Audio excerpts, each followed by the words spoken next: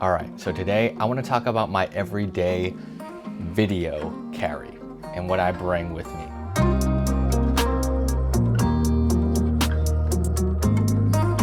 Hey everyone, welcome back to my channel. If you're new here, my name is Desmond and I make content for creatives that want to take better photos and shoot better videos.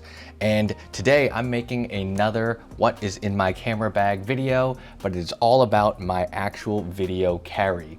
So let's jump right into it. First, let's just talk about the bag. I've already unpacked everything. I think it's a little easier that way, but this is my Ona Monterey backpack.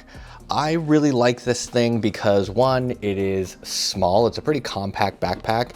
And then two, for video carry, it's great because it's got the easy compartment so that I can pull my camera gear out, assemble the kit, and kind of get to work, get recording.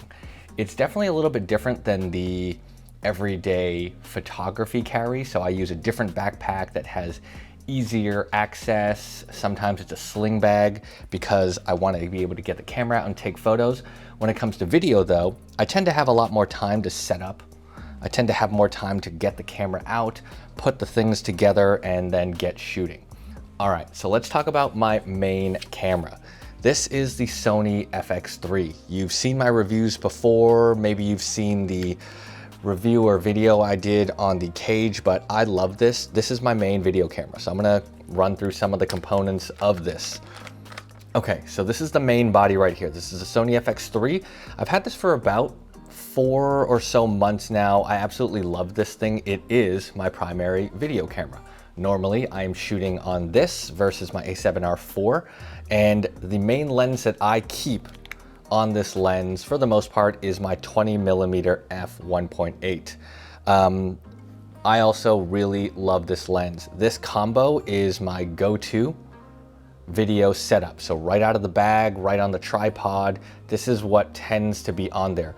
One, because the 20mm focal length is perfect for these talking head style videos. And the other thing that's great about the 20mm is that you can just get so much of the scenery in the shot. The field of view on this is really great. There's not a lot of distortion when you're shooting video. That means I can shoot and get a lot of the scene without having to step too far back. And when it comes to shooting video in the car or in tight spaces or places where I just don't want to be very far from my subject, 20mm is awesome. All right, another thing that I'm gonna cover here that's always in my video kit is this. It's already on my lens because it basically lives on it.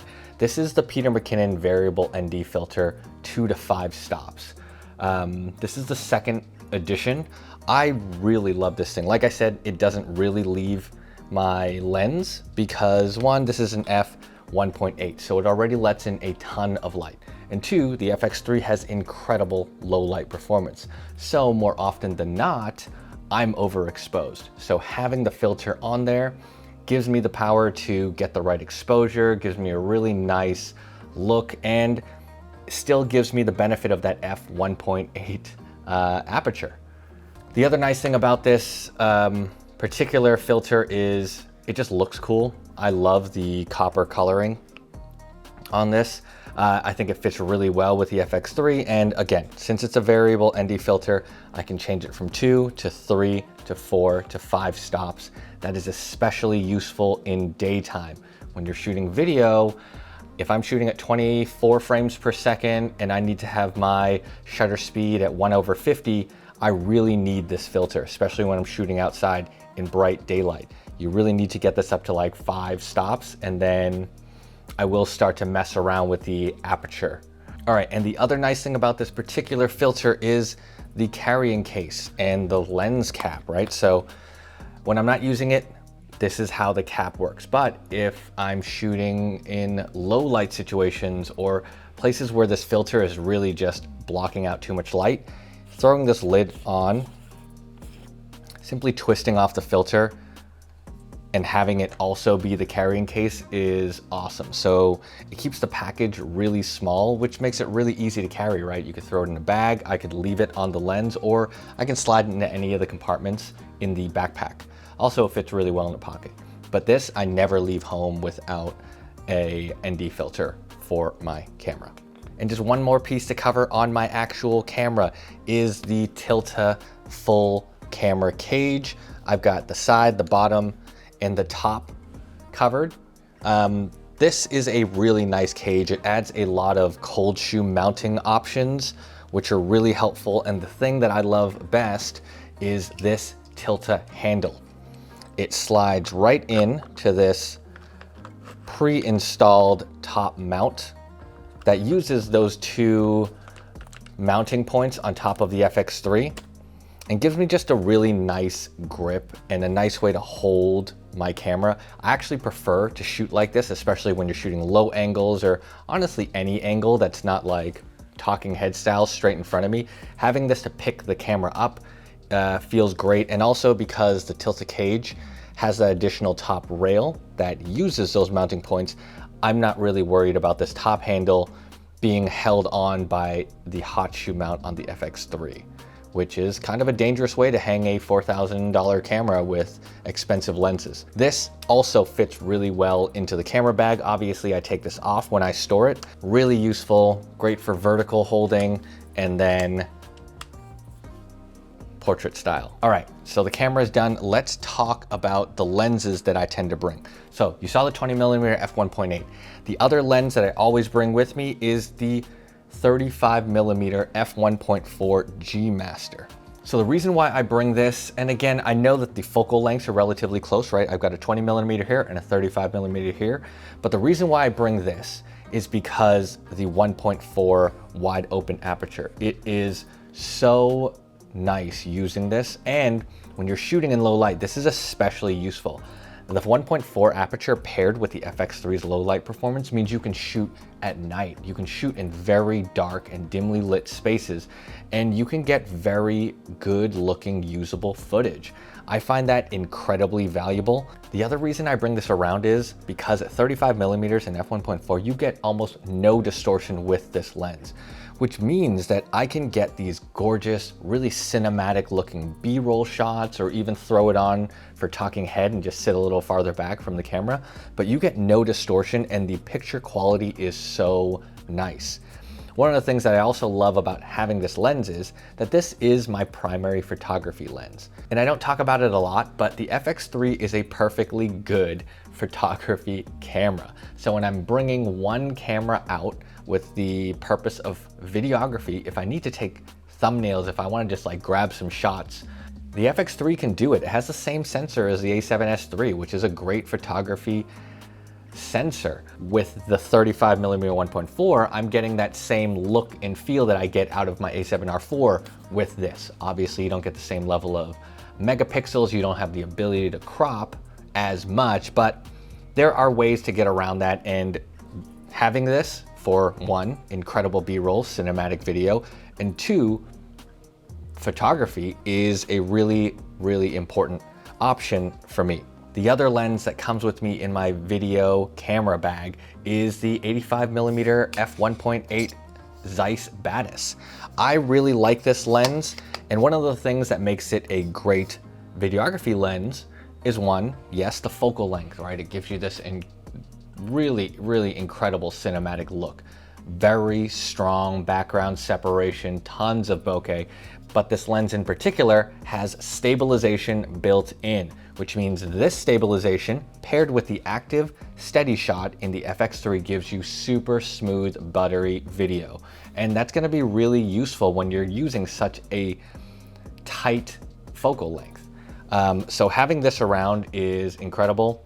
Great for close-up shots, great for just really cinematic slow motion B-roll as well, right? You've got so much optical active steady shot here. You've got built-in stabilization in this lens, and that makes it a really powerful video lens. Okay, on to audio. So maybe you noticed, maybe you didn't, but right here, I am using my Rode Wireless Go 2.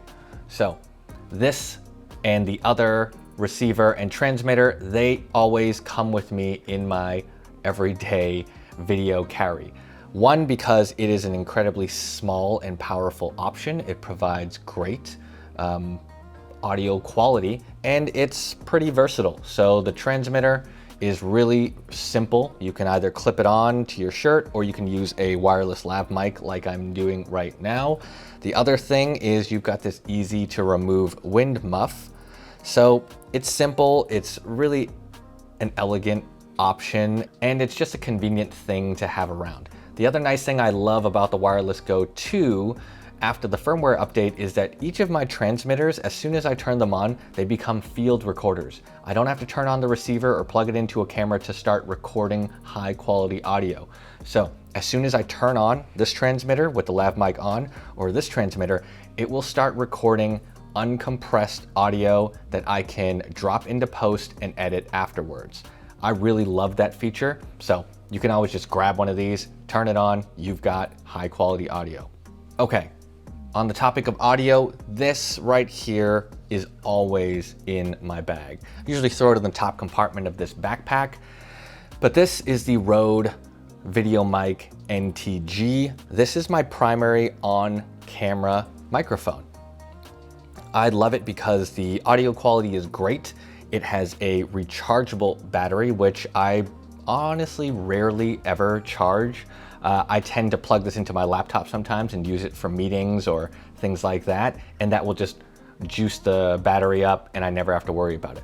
But what I love about this particular microphone is just how small it is relative to the audio quality that you do get. It's really convenient because with my FX3, I have a number of cold shoe mounting points. And usually what I love to do is if I've got my top handle on and I want to still have great on-camera audio, I will mount it like so. Down here in the corner means it doesn't get in the way of my top handle. I can easily maneuver it.